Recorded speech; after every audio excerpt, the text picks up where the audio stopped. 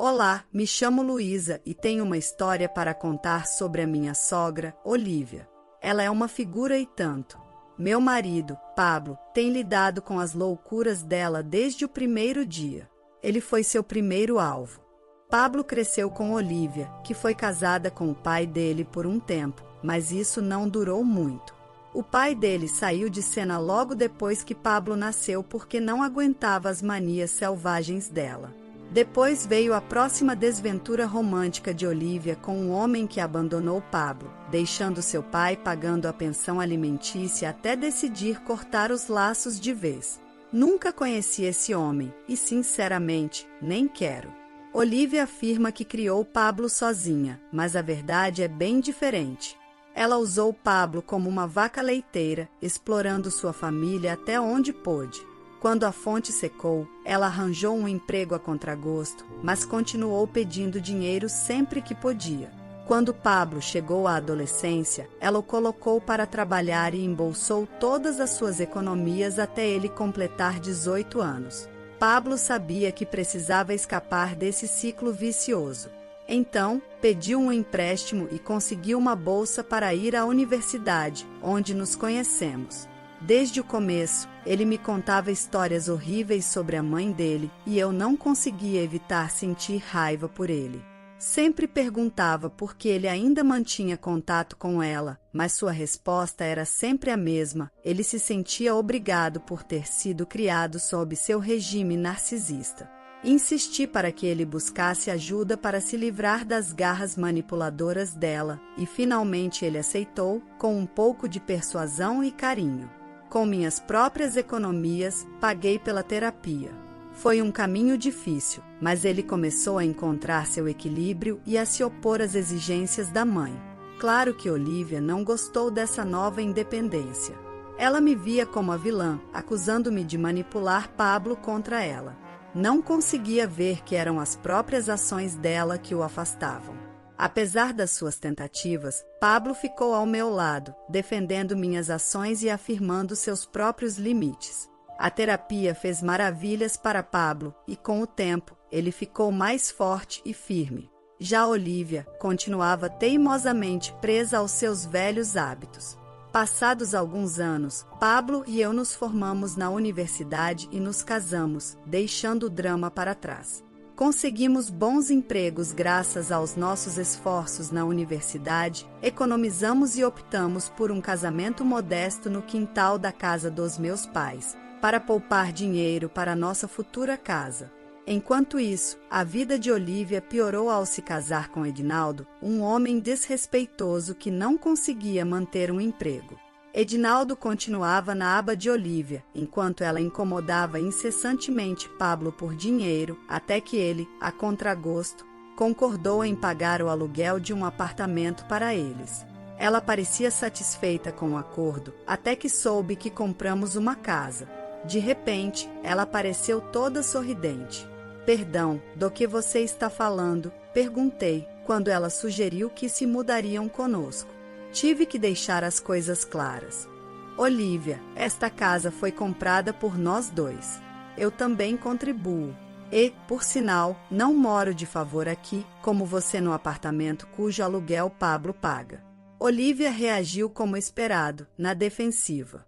"Cuidado com o que você diz, Luísa, não tolero falta de respeito", retrucou. Mas eu me mantive firme. "Tenho o direito de falar, Olívia. Isso diz respeito tanto à minha casa quanto à de Pablo." E enfatizei que nem ela nem Edinaldo se mudariam para nossa casa. "É meu filho que decide, e ele sabe que não é obrigado a hospedar vocês. Eu já cuido de você", ela disse com firmeza. Olívia não concordava. "Pablo, você me deve", insistia. Mas Pablo foi firme. "Nenhum de vocês vai ter uma cópia da chave da nossa casa." Esta conversa acabou. Podem pensar que isso seria o fim da questão, mas o drama não terminou aí.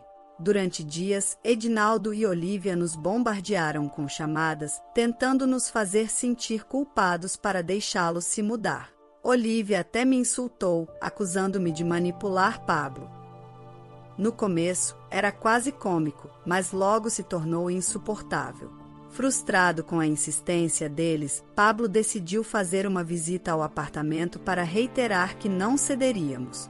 Pensamos que nosso recado tinha sido entendido quando as chamadas pararam.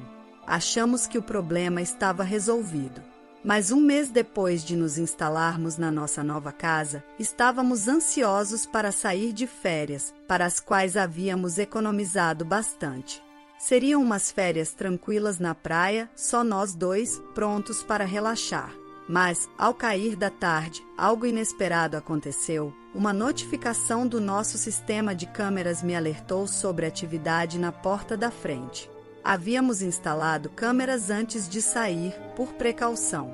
Não podia imaginar quem apareceria sem convite, considerando que nosso bairro costuma ser tranquilo. Curiosa, olhei a imagem ao vivo no meu celular e fiquei sem palavras. Lá estavam Olívia e Edinaldo carregando bolsas de roupa para dentro da nossa casa. De alguma forma, eles conseguiram entrar e estavam acampados no nosso quarto de hóspedes. Olívia até se instalou na cozinha. Fiquei furiosa e sabia que tinha que ligar para Pablo imediatamente. Pablo, temos que conversar. Aconteceu algo, disse com urgência, sabendo que precisava dar a notícia apesar de estarmos de férias. A raiva inicial de Pablo logo se transformou em espanto ao ver as imagens. Minha mãe consegue me surpreender da pior maneira possível, ele murmurou, claramente furioso. Estava claro que Olívia tinha ignorado nossos limites. Naquele dia, deixamos muito claro que ela não moraria conosco. Estou desconcertada sobre como eles conseguiram entrar na nossa casa. É inacreditável. A natureza sórdida de Edinaldo me preocupa, pois ele pode ter copiado nossas chaves sem que soubéssemos. Mudar as fechaduras parece a única solução para garantir que não possam entrar quando quiserem. Mas, quanto ao problema atual, me inclino a envolver as autoridades. O que fazem não é só ilegal, é assustador. É impossível continuar confiando neles. Ligar para a polícia e cortar o contato pode ser a melhor solução. Dei tempo para Pablo refletir sobre a ideia, vendo as rugas em sua testa enquanto ponderava nossas opções. Surpreendentemente, sua resposta foi mais firme do que eu esperava. Vamos fazer isso, ele disse com firmeza. Não pude evitar perguntar. Você tem certeza disso? Não há volta uma vez que envolvemos a polícia. Mas Pablo manteve-se firme. Traíram minha confiança muitas vezes. Tem que haver consequências. Continuei pressionando e perguntei se ele também estaria disposto a cortar o contato com eles. Claro, ele respondeu, arrependido por não ter feito isso antes. É hora de me afastar deles, completou. Com Pablo a bordo, formulamos um plano. Mas, primeiro, ele decidiu dar uma última advertência à mãe. Talvez, só talvez, ela entrasse em razão. Pablo ligou para ela, mas no início ela não atendeu. Através das câmeras de segurança, pudemos vê-los, provavelmente discutindo nossa ligação. Quando finalmente atendeu, colocamos no viva voz para que Edinaldo também pudesse ouvir. Oi, Pablo, como vão as férias? Perguntou fingindo ignorância. Mas eu não estava para brincadeiras. Invadir nossa casa não é algo que se possa ignorar, Olívia, eu disse. Houve um silêncio tenso e ela trocou olhares com Edinaldo, que parecia um especialista em enganar e manipular. Era evidente que Olívia havia previsto essa confrontação, provavelmente esperando que Edinaldo apresentasse alguma defesa. Imediatamente, ela me acusou de estar louca e exigiu que Pablo me calasse, mas ele não tolerou isso. Não fale assim com minha mulher, ele afirmou. O tom de Olívia tornou-se acusatório, alegando que estávamos espionando com câmeras dentro e fora de casa, ofendida pela nossa intrusão em sua privacidade. O que achei irônico dada a invasão deles na nossa. Não sabia se ela estava desviando do tema ou realmente ofendida, mas não pude evitar responder. Isso é muito engraçado vindo de você, Olívia. Você entrou na nossa casa contra nossa vontade. Mas Olívia se manteve desafiadora, insistindo que, como mãe de Pablo, tinha direito de estar ali. Pablo, no entanto, permaneceu firme, lembrando-lhe do apartamento que ele já havia providenciado para ela. Sua presença na nossa casa não era bem-vinda e exigimos respostas sobre como conseguiram as chaves. A confissão de Edinaldo confirmou nossas suspeitas. Fiz uma cópia das suas chaves, confessou ele descaradamente. Enfurecido, Pablo repreendeu, mas Edinaldo tentou impor sua autoridade como padrasto de Pablo. A tensão aumentou, pois as ações de Edinaldo eram claramente ilegais. Olívia tentou justificar o que Edinaldo fez, dizendo que uma mãe deve ter acesso à casa do filho em caso de emergência, mas essa desculpa fraca não colou. Demos um ultimato, que saíssem em 1 hora ou chamaríamos a polícia. O pânico deles era palpável enquanto cochichavam freneticamente. Pelas câmeras, vimos seus rostos assustados, conscientes das consequências de seus atos. Em um último esforço para retomar o controle, Edinaldo e Olívia ignoraram nosso ultimato e se recusaram a sair. Ignoraram minhas advertências, alegando que a casa pertencia exclusivamente a Pablo e que eu não tinha autoridade. Mas nos mantivemos firmes, lembrando-os de que a casa também era minha e exigimos que saíssem antes de chamarmos a polícia. À medida que a hora passava, os observávamos pelas câmeras de segurança, vendo Olívia desfazer as malas de forma desafiadora. A raiva nos consumia, mas sabíamos que tentar argumentar com eles era inútil. Quando chamamos a polícia, não demoraram a chegar. Vimos como confrontaram Olívia e Edinaldo na nossa porta. Os agentes explicaram a situação e Olívia e Edinaldo fingiram confusão, mas, diante das provas, mudaram de atitude e suplicaram a Pablo para deixá-los ficar. Pablo se manteve firme, recusando-se a ceder à manipulação deles, apesar das súplicas e desculpas. Ele exigiu que saíssem imediatamente. A revelação de Olívia nos deixou estupefatos. Ela tinha rescindido o contrato de aluguel e vendido os móveis, esperando que nós os hospedássemos.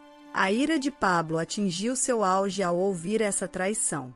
Ele se recusou a aceitar as desculpas e insistiu para que saíssem da nossa casa, apesar das súplicas desesperadas de Olívia. Pablo permaneceu firme, não cedendo aos limites estabelecidos. Olívia continuou implorando, apelando ao senso de dever familiar de Pablo. Você quer que sua mãe fique sem casa? Mãe, já que você cancelou o contrato de aluguel, não vou dar mais dinheiro para aluguel. Estou cansado, declarou Pablo com firmeza, impassível diante das lágrimas e súplicas de Olívia. Nos mantivemos firmes e rejeitamos suas táticas manipuladoras. Tanto Pablo quanto eu estávamos furiosos com a ousadia deles e encerramos a ligação imediatamente, bloqueando seus números. A polícia garantiu que Olívia e Edinaldo saíssem da nossa casa e pedimos a um amigo de confiança que cuidasse do lugar até nosso retorno. Também trocamos as fechaduras para maior segurança. A saída de Edinaldo e Olívia marcou o início da sua espiral descendente. Tentaram conseguir apoio de familiares, mas ninguém ficou do lado deles, conhecendo bem o drama de Olívia. Tentaram nos contatar com novos números de telefone, mas não conseguiram nada.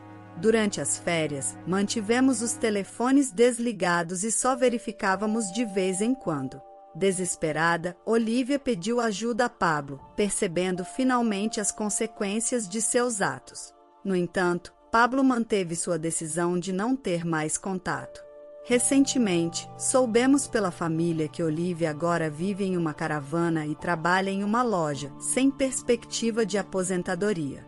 É um duro lembrete das consequências do seu comportamento autoritário e manipulador. A história de hoje chegou ao fim. Não se esqueça de comentar qual lição você tirou dela. Também deixe um like no vídeo e se inscreva para não perder os próximos vídeos. E se você quer conhecer o final da história do homem que aos 8 anos foi abandonado por sua mãe na casa dos seus avós, mas depois a surpreendeu com uma revelação chocante, clica no vídeo que está aparecendo aí na tela. Te vejo nessa história. Grande